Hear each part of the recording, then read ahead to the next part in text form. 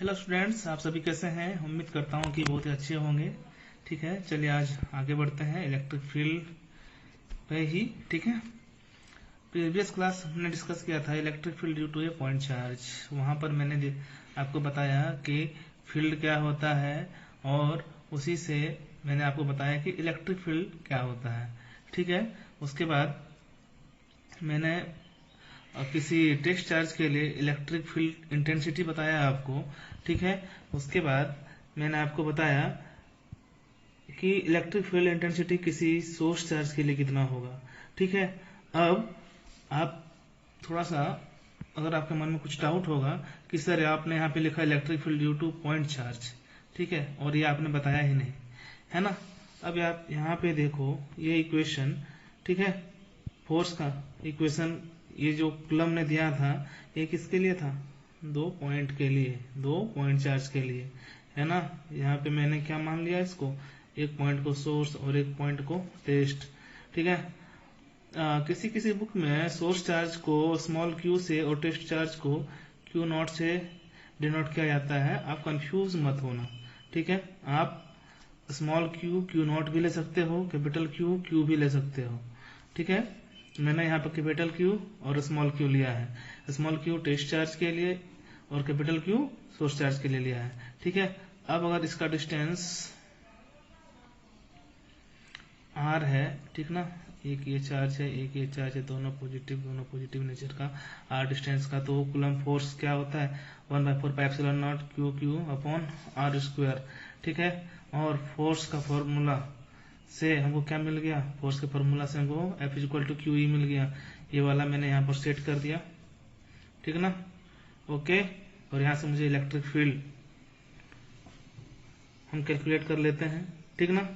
ये electric field जो मैंने कैलकुलेट किया सोर्स चार्ज के लिए, ये किसके लिए, ये कौन सा था, पॉइंट पर था। कहाँ पे था, पॉइंट पर, ठीक ना। इसीलिए ये जो फॉर्मूला मेरा हो गया ये किसके लिए हो गया, पॉइंट चार्ज के लिए, ठीक ना, ओके।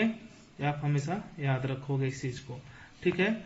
उसके बाद हम लोगों ने देखा कि अगर इक्वेशन 1b में चार्ज का वैल्यू 1 यूनिट सेट कर देते हैं तो इलेक्ट्रिक फील्ड किसके इक्वल हो जाता है, फोर्स के इक्वल, ठीक है। और यहां से मुझे पता चला कि ये कैसा क्वांटिटी है, इलेक्ट्रिक फील्ड कैसा क्वांटिटी है, वेक्टर क्वांटिटी है, ठीक है, ओके। और डायरेक्शन ऑफ इलेक्ट्रिक फील्ड क्या होगा, जो फोर्स का डायरेक्शन होगा, ठीक ना, ओके, ठीक ना। अब यहाँ पे बात हम लोग करते हैं कि इसका एसआई यूनिट क्या होगा, इलेक्ट्रिक फील्ड इंटेंसिटी का एसआई यूनिट क्या होगा। तो लिख लीजिए एसआई यूनिट, ठीक है। और एसआई यूनिट बताइए, हम लोग क्या लिख सकते हैं इसको, force per unit test charge, force का बताइए न्यूटन, चार्ज का कूलम, न्यूटन पर कूलम। ये क्या हो गया, ऐसा यूनिट इलेक्ट्रिक फील्ड का। इसी तरह से हम लोग डायमेंशनल फॉर्मूला भी लिख सकते हैं,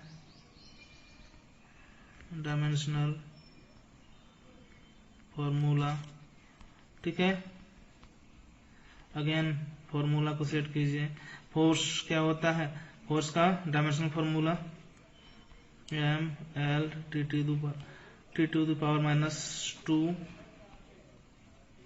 और चार्ज एम्पियर सेकेंड AT, ठीक ना। इसको लिनियरली कीजिए, लिनियरली लिखने से क्या हो जाएगा, ये ml, ये T ऊपर जाएगा तो T⁻³ A⁻⁻1, है ना। ये हो गया डायमेंशनल फॉर्मूला, ठीक है। ये चीजें समझ में आया, ओके। अब बात करते हैं कि क्या सिर्फ कोई पॉइंट चार्ज का ही इलेक्ट्रिक फील्ड होगा, ठीक ना।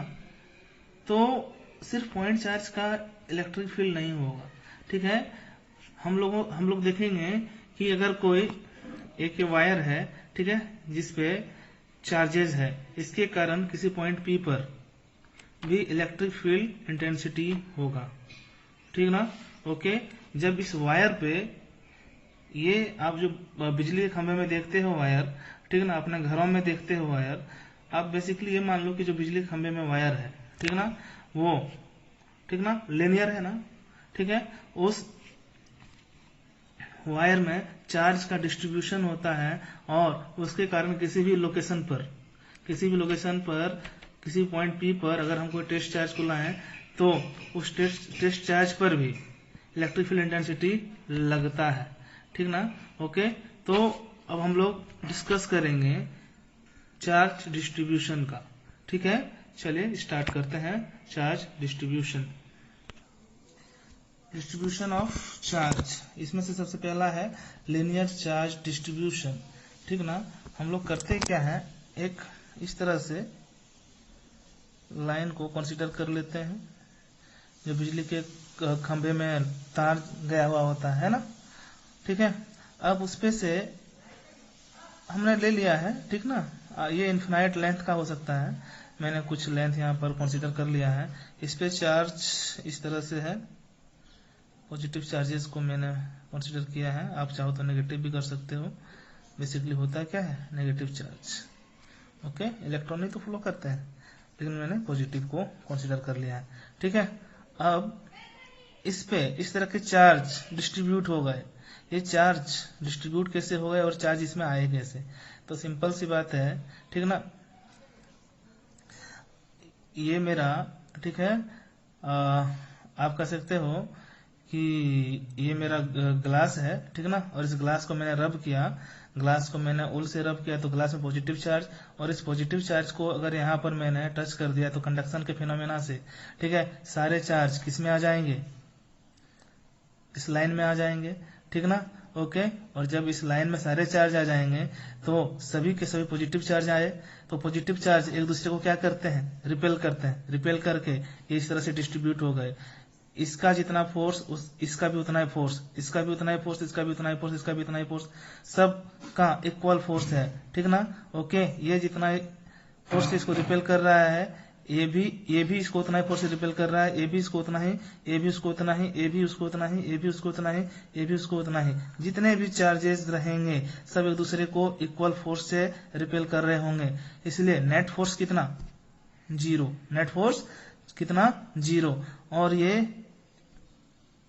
इस तरह से डिस्ट्रीब्यूट हो जाते हैं, ठीक है। अब आपका क्वेश्चन होगा सर इसके आगे नहीं जा सकता है क्या, तो इसके आगे अब बताइए कि ये अगर एक लाइन है तो इसके आगे चार्ज कैसे जाएगा, तो रिपेल होकर कहां तक जा सकता है, इस एंड तक, इस एंड के आगे नहीं जा सकता है, क्योंकि इस एंड के आगे क्या है, इंसुलेटर है, ठीक है, और इंसुलेटर में चार्ज अलाउ नहीं होगा, है ना। ये चीजें हम लोगों ने पहले डिस्कस किया हुआ है, ठीक है। तो चार्जेस कहां तक जाएंगे, एंड तक। ये चार्ज जा कहां तक सकते हैं, तो उसका आंसर है कि अगर इसको हम पाथ दे दें, ठीक है, इसको अगर हम किसी कंडक्टर से जोड़ दें तो ये इनफाइनाइट डिस्टेंस तक जा सकता है ना। उसी तरह से तो बिजली आती है हमारे घरों में, बिजली कहाँ पे बनता है, बिजली मैदान में बनता है, ठीक है। ओके, और आप कह सकते हो कि बड़े बड़े पावर प्लांट में बनता है, ओके, और वहां से हमारे घर तक आता है, और वो आते कैसे हैं, रिपेल करके, ठीक ना। ये चीज समझ में आया आपको, ठीक है। तो ये चीज आपको समझ में आ गया होगा कि चार्ज का डिस्ट्रीब्यूशन कैसे हो गया है, ठीक है, इक्वल डिस्टेंस पर क्यों है।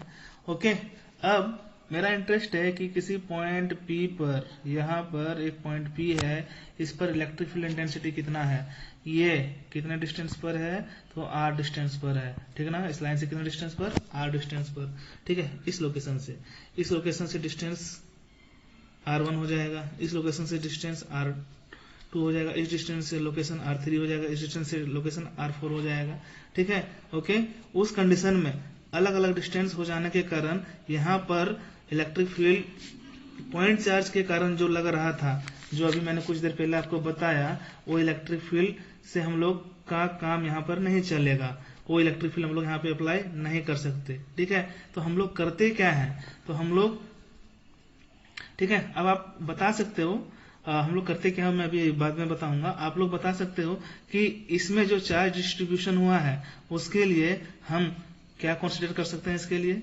चार्ज क्या क्यू ले सकते हैं? पहले तो मैंने क्यू लिया था पॉइंट चार्ज के लिए, लेकिन ये क्या आपको पॉइंट दिख रहा है? तो आंसर है कि सर ये पॉइंट नहीं है। ठीक है, तो उस कंडीशन में यहाँ पर हम लोग चार्ज को कंसीडर क्यू से नहीं करेंगे। ठीक है, हम लोग करेंगे क्या, एक यूनिट लेंथ, 1 मीटर लेंथ में जितने भी चार्ज का डेंसिटी होगा उसको हम लोग लैम्डा कंसीडर कर लेंगे। क्या कर लेंगे? लैम्डा। ठीक है, ओके। और उसी को हम लोग क्या बोलेंगे? Linear charge density. क्या बोलेंगे? Linear charge density. ठीक है, चलिए स्टार्ट करते हैं।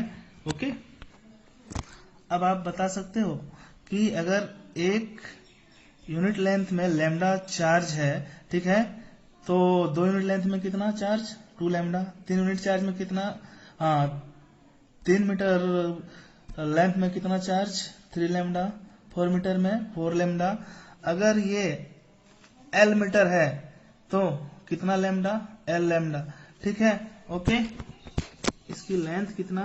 तो इसका लेंथ आप लोग कंसीडर कर लो कि ये L लेंथ कितना? L लेंथ का है। ठीक है, अब अगर हम बात करें कि यहाँ पर अगर हम स्मॉल dl, ठीक ना, स्मॉल इंक्रीमेंट, ये जो आप देख रहे हैं स्मॉल इंक्रीमेंट ऑफ लेंथ, ठीक है, तो आप बता सकते हैं कि इस dl पर कितना चार्ज? ठीक ना, 2 मीटर के लिए 2 लैम्डा, तो dl के लिए लैम्डा इंटू dl। ओके, तो इस dl पर हम लोग कंसीडर कर लेते हैं चार्ज को। ठीक है, लिख लेते हैं उसको, charge dq on dl is lambda dl। ठीक ना, hence dq is equal to lambda dl। Okay, अब पॉइंट P पर, ठीक ना, पॉइंट P पर कितना इलेक्ट्रिक फील्ड इंटेंसिटी होगा? ओके, तो उसी को कैलकुलेट कर लेते हैं। तो आप बता सकते हो कितना होगा? dE होगा। ठीक है, तो dE क्या होगा मेरा? 1/4 एप्सिलॉन नॉट। अब बताइए, dQ अपॉन r² लिख सकते हैं ना? ओके, पॉइंट चार्ज के लिए ये फॉर्मूला था ना मेरा। ओके, स्मॉल लेंथ में जो स्मॉल लेंथ इंक्रीमेंट हुआ है उसमें कितना चार्जेस? dQ। ठीक ना, ओके। अब dQ का वैल्यू क्या सेट कर देंगे हम लोग? तो कर दीजिए dQ का value 1/4 epsilon naught lambda dl upon r²। ये हो गया dE। ठीक ना, स्मॉल लेंथ के कारण पॉइंट P पर कितना इलेक्ट्रिक फील्ड इंटेंसिटी? तो इतना, है ना। अब इसी स्मॉल लेंथ को अगर हम थोड़ा थोड़ा करके पूरे में ऐड कर दें, हमको एक्चुअली इसके लिए फॉर्मूला पता नहीं था। ठीक है, तो सबसे पहले हमको पॉइंट का फॉर्मूला पता था, उस पॉइंट के फॉर्मूले से मैंने ये कैलकुलेट कर लिया। ठीक है, अब इतना लेंथ ये dl dl dl dl dl dl और ये dl dl dl ऐड करते चले जाएं तो टोटल कितना हो जाएगा? तो टोटल को ऐड करने के लिए हम लोग कौन सा प्रोसेस यूज करते हैं कैलकुलेशन में? तो वो है मेरा, बता सकते हो, इंटीग्रेशन। हैंस E, ठीक है, is equal to 8 is equal to 1/4 epsilon naught lambda dl upon r²। Okay, constant को बाहर कीजिए और ये लाइन इंटीग्रेशन है इसलिए L दे दीजिए। ठीक ना, टोटल लाइन का हो रहा है 1/4 एप्सिलॉन नॉट, लैम्डा भी बाहर आएगा, लैम्डा पर यूनिट लेंथ के लिए होता है तो ये बाहर आएगा। ठीक ना, charge density per unit length, linear charge density है ये। ओके, तो बाहर में अंदर कौन बच गया? dl upon r²। Hence E is equal to lambda 4 pi epsilon naught dl upon r square, ये फॉर्मूला मेरा हो गया। ठीक है, लिनियर चार्ज डिस्ट्रीब्यूशन का यहाँ पर आप L लगा दोगे। ठीक है, ये चीज आपको समझ में आया होगा। अब अगला हम लोग देखेंगे कि अगर किसी एरियल पूरा एक सीट है, ठीक है ना, ओके, उस पे चार्ज का डिस्ट्रीब्यूशन है, उस सीट के कारण किसी पॉइंट P पर कितना इलेक्ट्रिक फील्ड इंटेंसिटी होगा। उसके बाद देखेंगे कि कोई एक स्फेयर है, उस स्फेयर के कारण, ठीक है, किसी पॉइंट P पर कितना इलेक्ट्रिक फील्ड इंटेंसिटी होगा। तो आपको ये वीडियो समझ में आया होगा। ठीक है, अगला वीडियो आपको बहुत ही जल्द मिलेगा। ओके, इसे नोट कर लेना आप लोग। चलो, थैंक यू।